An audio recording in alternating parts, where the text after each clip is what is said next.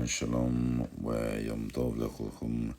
This is part 2 of problematic features associated with Lashawana, Qadasha, morphology, and syntax. We are referencing the ancient Hebrew handbook, and specifically we're going to be looking at the salute to sisters. I believe that's what that's called. Alright, so here, so it's called the salute sisters. And so here's the transliteration. Yahweh Bahasham Yahweh Shai Shamar Atan.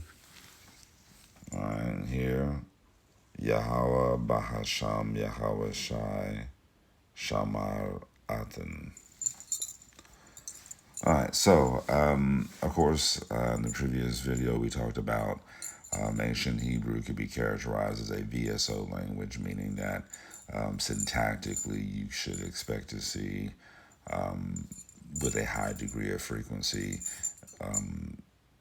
the verb followed by the subject and then the object. So, of course, the verb, the action, the subject being the performer of the action, and the object the recipient of the action. So here, Lashawana Qadasha syntax reflects more of an SVO arrangement along the lines of modern Hebrew or even English. Right? So again, an example of an SVO sentence, the king ate the bread. Whereas ancient Hebrew or biblical Hebrew could be characterized as a VSO language, the same sentence would be Akal Hamelech et Halechem. Akal Hamelech et Halechem. Right? Akal, third masculine, singular, simple active. He ate. Who ate? Hamelech, the king, masculine, singular, emphatic noun. So notice that we already have subject-verb agreement in terms of gender and number. All right, akal, masculine, singular, simple, active, noun, suffix conjugation from the shortish aleph, kaf, lamed, akal. Hamelech, masculine, singular, emphatic noun, hamelech, akal, hamelech. So hamelech will be our subject, the performer of the action. Akal, the action. He ate. Who ate? Hamelech. What did he eat? Halechem. Alright, so the difference between VSO and SVO. Again, we have here Yahweh Bahasham Yahweh Shai Shamar Atan. So here we have Yahweh, which would be a masculine singular or a proper noun. A masculine singular proper noun.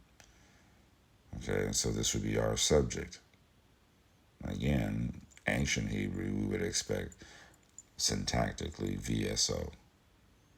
But here already we have our masculine singular noun operating as the subject, Yahweh, followed by the inseparable preposition bait, carrying an A-class vowel, followed by the definite article hey, carrying an A-class vowel, followed by the masculine singular noun. And this is also quite interesting because the A-class vowel here, if someone heard sham, a Hebrew speaker would assume the adverb there, sham, as in there.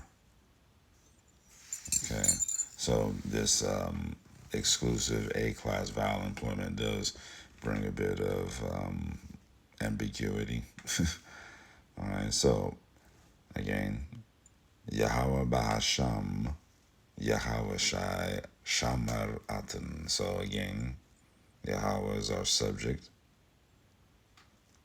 Ba is our inseparable preposition carrying the A-class vowel. Ha is our definite article carrying the A-class vowel. And of course, Sham, our masculine singular noun, but is also carrying the A-class vowel. So Bahasham Yahweh Shai And then here we have our verb, shamar, the shorter shin mem resh, and root radical 1 carrying an A class vowel, root radical 2 carrying an A class vowel. So most people that are familiar with ancient Hebrew or biblical Hebrew grammar, hearing A class vowel and root radical 1 and 2 would assume that this is a call or a G stem responsible for the simple action aspect of the verb's performance. Third masculine singular suffix conjugation preterite. So shamar, like he kept. Okay. And atan. And so atan would be a second feminine singular, second feminine plural subject pronoun. So not an object pronoun, but a subject pronoun, meaning that this pronoun is what we would use if somebody was performing an action, like you, feminine plural entities, are doing something. So atin lomdot et safat ivri. Right, so you, multiple feminine entities, are studying Hebrew. All right, so that's the difference. Subject pronoun versus an object pronoun receiving the action. All right, here. So, again, so if we were just to take all these pieces, all right, based on what is provided by the inherent features of Lashawana Qadasha, and so one of those, the exclusive employment of the A class vowel. So Yahweh, here's our masculine singular entity, the proper noun, and then our separable preposition carrying the A class vowel ba, ha, sham, and so in the there. So Yahweh in the there, bahasham, but in the name. All right, Yahweh Shai, Shamar, he kept, Atan, you, but you as in subject performing the action. So this morphologically, it it's an error, and syntactically it just doesn't work. All right. So how can we fix it? What we're gonna do? We're gonna utilize our Shorish Shin Mem Resh, and we're gonna use prefix conjugation and create what we call a jussive form. Jussive is just another way to say expressing volition, will, intent. All right, so let him keep. Okay, may he keep. Okay, so yishmarken, yishmarken, yishmarken, yishmarken, yishmarken,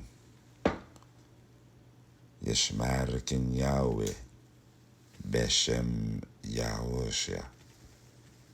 Now notice here, all right, the conspicuous absence of the definite article hey, whereas Lashawan Kadesh utilizes the definite article.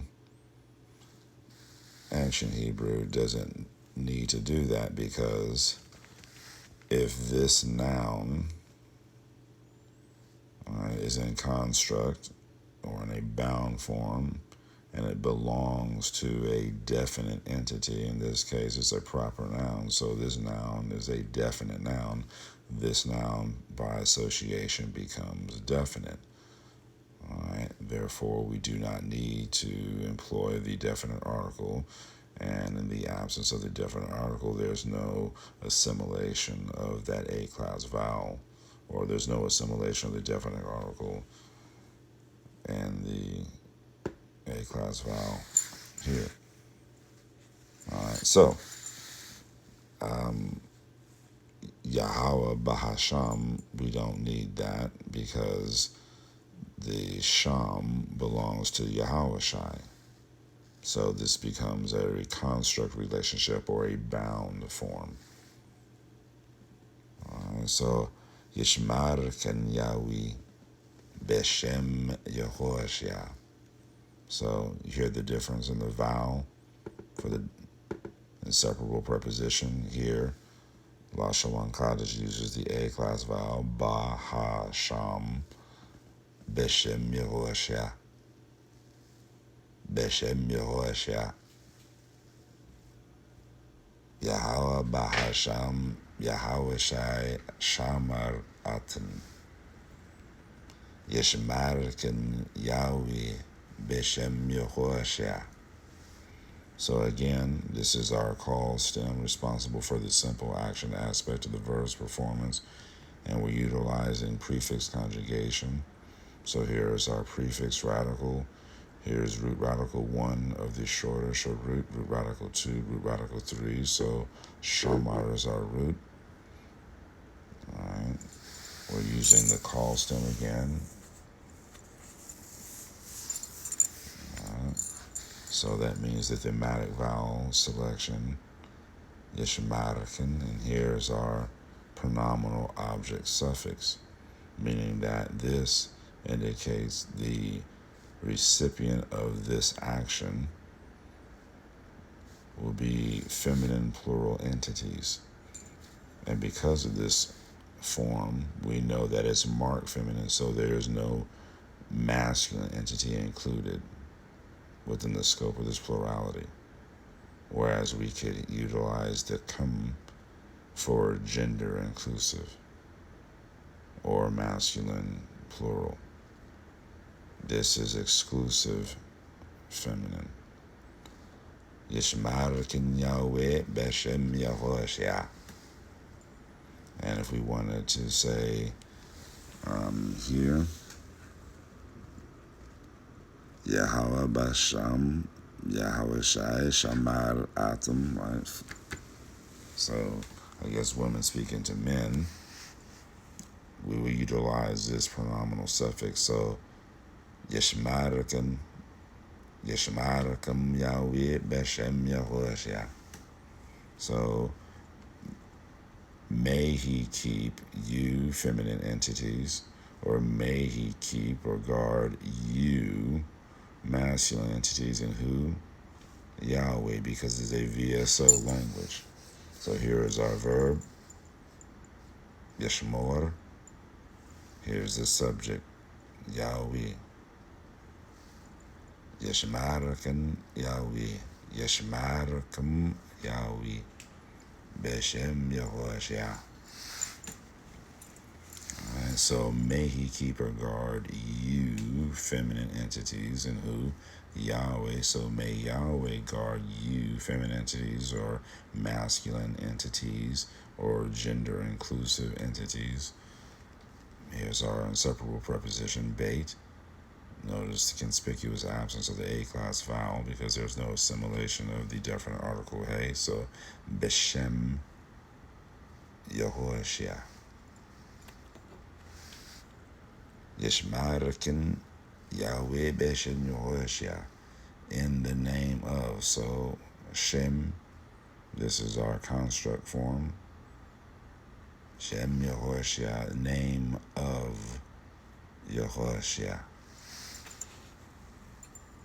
As opposed to saying in the name, right? And you still need an of, so you utilize the bound form of this noun or the construct form. So you have the principal forms being the absolute form of the noun, like chair, kiseh, table, shulchan, right? And then if you had to put them in construct form, or let's say Torah, feminine noun, absolute, Torat, would be the construct form. Okay. Ben, singular. Bonim, plural. Sons. Bonim would be the absolute. B'nai would be the construct or bound form. Okay, so this is the construct form, meaning that this noun is going to be modified by this noun. Beshem Yehoshua, in the name of Yehoshua. So Yishmar Kan Yahweh Beshem Yehoshua, as opposed to something that reflects more English or modern Hebrew syntax. Right? Yahweh Bahasham, Yahweh Shai, Shamar Atin. Right? And again, our principal issues are syntactically. We would expect ancient Hebrew to provide something along the lines of VSO as opposed to SVO. So next, phonologically, sham in ancient Hebrew would be the adverb there and not name. In addition, Lashawana Qadasha does not utilize with any degree of regularity or consistency or accuracy construct forms, okay, as indicated by Bahasham Yahawashai. And then here, the exclusive employment of the A-class vowel with the Shorish and Memresh would lead anyone that's listening to surmise that this is a call stem third masculine singular suffix conjugation. Shamar, meaning he kept or guarded. And then here, syntactically, they have utilized the subject pronoun, the second feminine plural subject pronoun responsible for indicating who is performing the action as opposed to who is receiving the action. So they have utilized the second feminine plural subject pronoun in place of the second feminine plural object pronoun. So this here is also quite problematic and could mislead those reading or either listening. All right. So in juxtaposition again, Yahweh Bahasham Yahweh Shai Shamar Atan and Yishmar Ken Yahweh Beshem Yehoshua, or Yishmarakum Yahweh Beshem Yehoshua. All right. So there we have it. Shalom.